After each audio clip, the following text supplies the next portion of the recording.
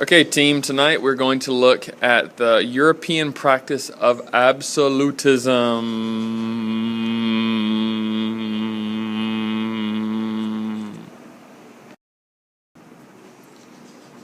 So before we start talking about absolutism, we need to be reminded that Europe is a hot mess right now.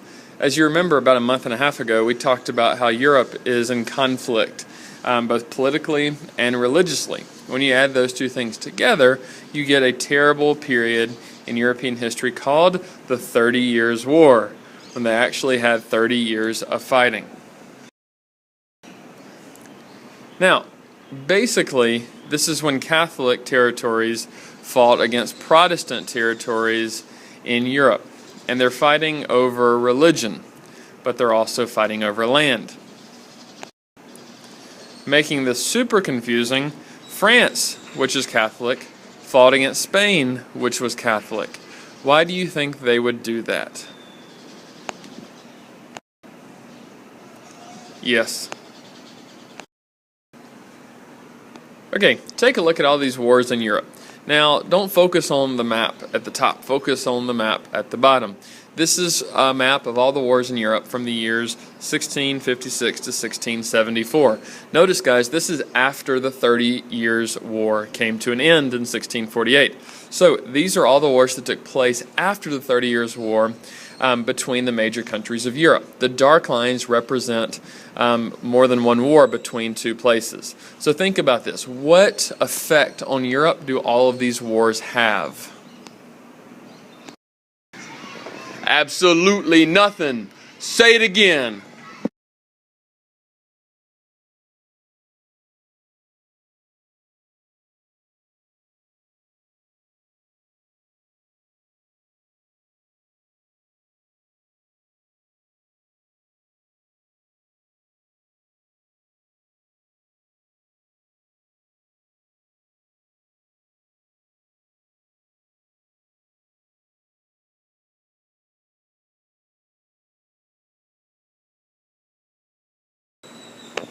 Okay, seriously, war is terrible for Europe for many reasons. The first obvious reason is that a lot of people die. Millions of people die, either from fighting or from the effects of war, including having a lack of food. In addition to people being killed fighting in these wars, you also have a lot of financial losses, including, like I just said, people dying from not having enough food.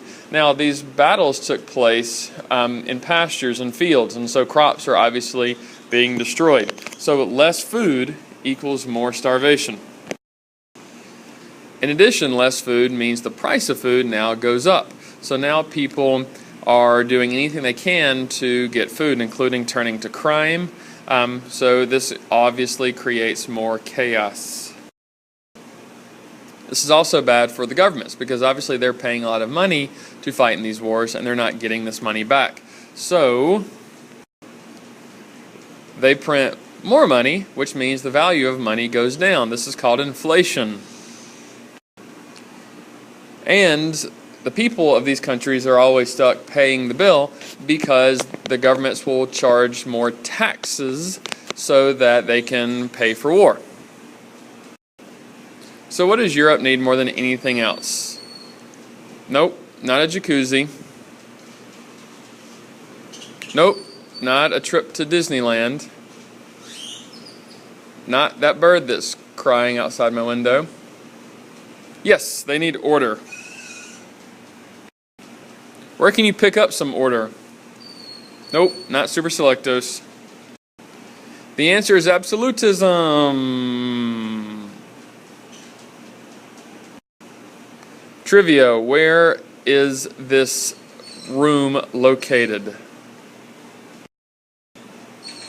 Okay, so there's some main principles of absolutism that you need to know. The first is that the king represents the entire country. The king believes this, and so do others, that he is chosen by God. So this is similar to the mandate of heaven that you would find in China. This principle is called the divine right of kings. And these kings truly believed that they had sort of the Midas touch, believing that they could even heal people who were sick just by touching them because the power of God flowed through their hands. So where you get absolutism is that the kings believed that they had absolute power. Absolute power means that the king can do anything he likes, and so the way he can do this is because the subjects, the people of the country, would give up their own rights and power to the king, and they would be loyal to the king. In return for this loyalty, the king promised to provide order and stability for them. And as I said earlier, the king is believed to be God's representative on earth, meaning the throne of the king was equal to the throne of God. So he really spoke for God. One of the proponents of absolutism in England was a philosopher called Thomas Hobbes. This is a book called The Leviathan. You know how they say you can never judge a book by its cover? Well, in this case, that's wrong. I want you to judge this book by its cover, okay? I've already given you a hint. He is in support of absolutism. Look carefully at this book cover and find clues as to why he is supporting absolutism. How do you know that he is a supporter of absolutism?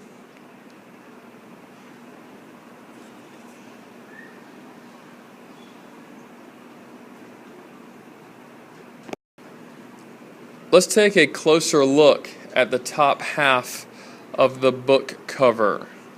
Look very carefully.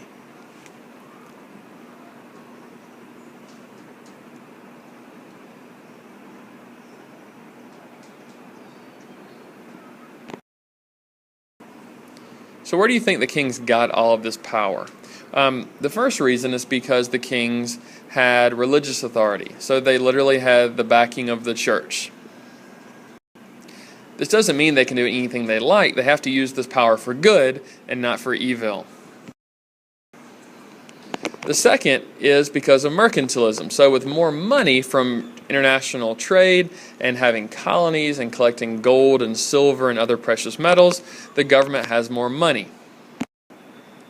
With this money, the kings will do things to show off, such as build incredible palaces. They'll also do things to maximize their political power by going on wars, hopefully winning the wars.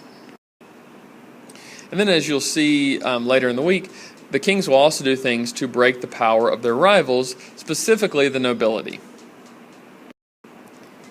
Remember, in Japan, we saw this when the shogun did things to make the daimyo more loyal to him. Okay, so Tokugawa Ieyasu did this with the hostage system, where the daimyo would come and live with him at his palace in Edo. Picture time! Okay, guys, this is a painting of Louis XIV at Versailles. That's all the hints I will be giving you. Take a look at this, and how does this picture show absolutism?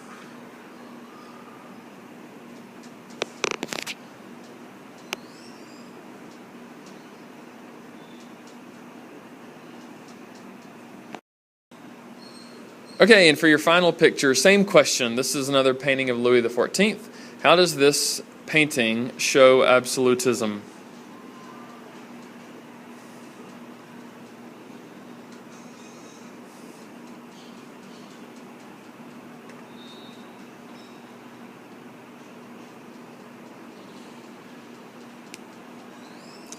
And that's a wrap.